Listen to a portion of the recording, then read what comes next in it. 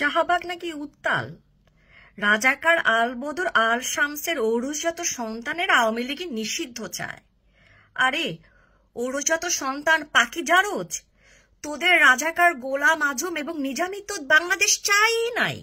1971 সনে যখন দেশ স্বাধীন হয়েছিল তা তো তারা নাখোশ ছিল এবং তারা চিহ্নিত গোলাম আজম। সুশীলদেরকে আমি বলে রাখছি, এই যে এখন সিচুয়েশনটা আপনারা দেখছেন না, যা চিন্তা করুন 1971 সনের পূর্ব পাকিস্তান বাংলাদেশ আর পশ্চিম পাকিস্তানের এরা ঠিক এক্স্যাক্টলি দ্য সেম সিচুয়েশন যেটা হয়েছিল। সময়টা হচ্ছে 71 আর 24। জারজেতে তোদেরকে বলে রাখি, জারজেরা এই গোলামের পুতেরা, তোদের এই নানা, তোদের রাজাকাররা আমাদের দেশটাকে বাংলাদেশটাকে চাই নাই। তোরা যে কনস্টিটিউশনের ওথের আন্ডারে তোদের গভর্নমেন্ট আছে, তোদের পশ্চিম পাকিস্তান আছে, সেটা 1972 সনে সংবিধানের আদলে আছে। তোরা যেখানে অবাঞ্ছিত, তোদের যেখানে কোনো ল্যান্ডই নাই, তোরা আওয়ামী লীগ নিষিদ্ধ করার কে? ছাগলগুলি, গোলামের পুতেরা, মাথা মাথা নষ্ট হয়ে গেছে নাকি তোদের?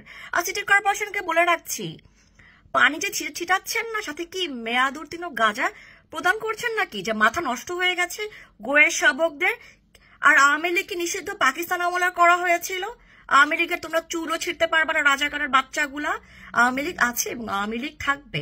জয় বাংলা, জয় বঙ্গবন্ধু।